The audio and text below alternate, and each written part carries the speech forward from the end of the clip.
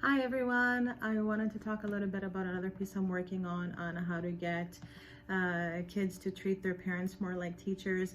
And I wanted to touch on a few things regarding that, and in terms of the 5 things that teachers do in the classroom to model behavior. First is the relationships. Teachers spend an extraordinary amount of time actually getting to know their students and asking lots and lots of questions. So if you notice, when your teens or younger children are on Google Meets, they're actually being asked so many questions about what they're doing for fun, how their family is, and that is not out of the norm. That is actually what happens in the classroom. And when that happens, students develop a self-concept that becomes part of their behavioral code in the classroom. And that is how other students know who they are, and they form a collective with them. So that is one reason why kids behave differently at school than they do at home. Next one is their peer group.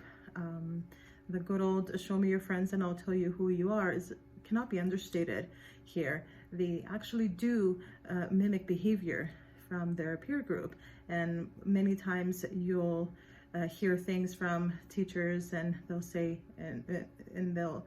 say that they're doing these things in class, and you say, well, interesting, because they don't do that at home, or they don't socialize as much at home. And that is because they actually absorb the behavior from their peers. Another thing is the culture that is established in the classroom.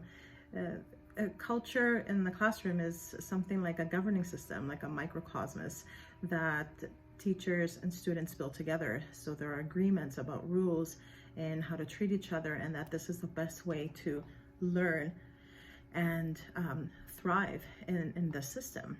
And also the routines.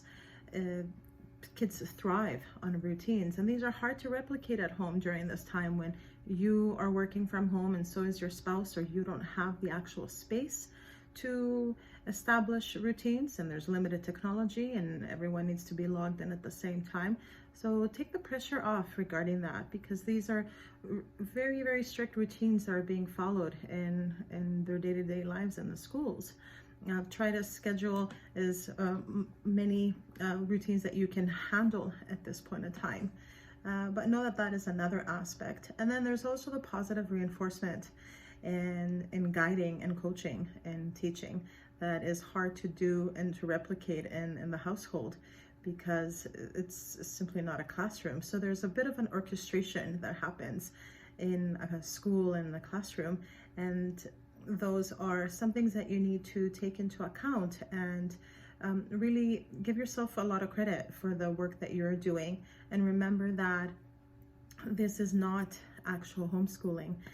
We are trying to establish a normalcy for our children at home, and we are trying to support each other as much as we can. So reach out to get as much support from your peers or your friends and the school system.